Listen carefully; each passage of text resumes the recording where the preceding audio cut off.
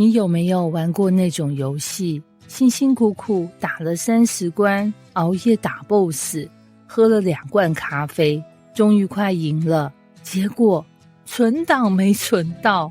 或者你追一部連續劇，追了40集，男女主角終於要在一起了，結果編劇突然讓其中一個出國。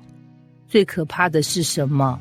不是失敗，而是你以為快成功了，結果故事突然爛尾。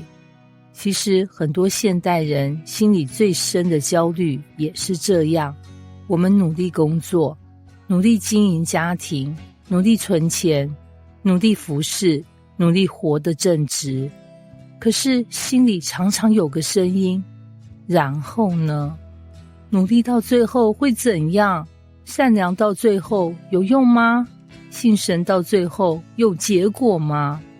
邪惡的人看起來活得很好，誠實的人反而常吃虧，那到底誰會贏啊？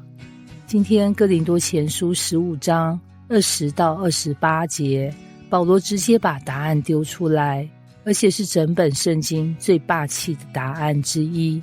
他說，但基督已經從死裡復活，成了睡了之人初熟的果子。各位，翻譯成今天的白話文就是第一個通關的人已經出現了。大家還記得學生時代嗎？考試最痛苦的不是不會寫，而是老師說這次考卷很難。但如果你發現班上有個學霸已經考100分，突然心情就不一樣，因為有人成功過，表示不是不可能。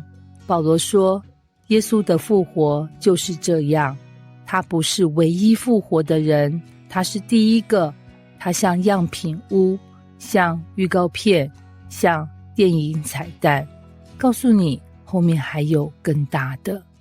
然後呢，保羅開始講一個超大的宇宙故事。他說，因一人而死，也因一人而復活。亞當把罪帶進世界，耶穌把生命帶回世界。這很像什麼？很像家族群組誒。你有沒有發現，家族裡總有一個人把奇怪的習慣傳給全部人？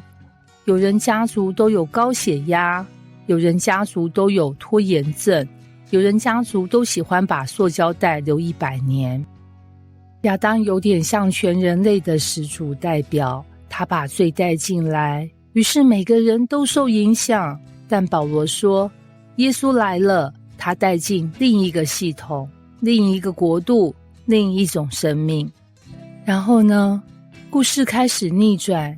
接下來保羅越講越熱血，他說耶穌要做王，直到把一切仇敵都放在腳下。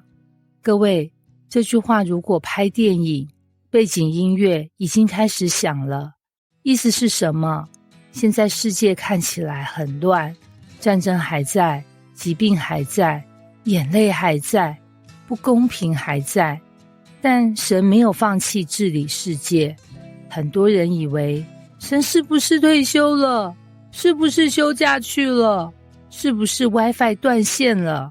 不是，保羅說王還在位，只是故事還沒演完。然後呢，最精彩的一句來了，盡末了，所毀滅的仇敵就是死。全場安靜一下，這句真的太猛了，因為所有人最後都輸給一個敵人，有錢人輸，窮人輸，明星輸，總統輸，企業家輸，網紅輸，大家最後都輸給死亡。死亡就像人生最終 BOSS， 從來沒有人打贏過，直到耶穌出現。復活節其實就是在宣布BOSS 已經被打敗了，只是現在遊戲畫面還沒更新，所以你還看到敵人在跑，但結局已經確定。這就像足球賽錄播，你已經知道4-0贏了，即使看到前面被壓着打，你還是很淡定，因為你知道最後會逆轉。很多基督徒的人生也是這樣，不是沒有眼淚，不是沒有低谷，不是沒有失敗，而是知道神已經知道結局。所以遇到困難時，不要只看今天，神在看永恆。你現在可能在第5章，神已經看到第30章，你以為這是句點，神說那只是逗號。你以為門關了，神說後面還有一扇。你以為輸了，神說比賽還沒結束。最後保羅說，當一切完成，萬有都歸服神，神要成為萬有之中的萬有。翻譯成今天，宇宙最後不是混亂獲勝，不是邪惡獲勝，不是死亡獲勝，而是神的國度完全降臨，公義獲勝，真理獲勝，生命獲勝，愛獲勝。所以哥林多前書15章20到28節真正要告訴我們，不要只用今天的新聞判斷神，不要只用眼前的困難判斷未來，不要只用現在的眼淚判斷結局，因為復活不是安慰，復活是神已經公開宣布，最後一定是他贏。世界有很多未完成的故事，很多眼淚還沒擦乾，很多問題還沒解答，但因為耶穌復活了，我們知道一件事，現在不是結局。而當神寫下最後一句話時，死亡會失敗，黑暗會退去，而屬於神的人將永遠站在得勝的一邊。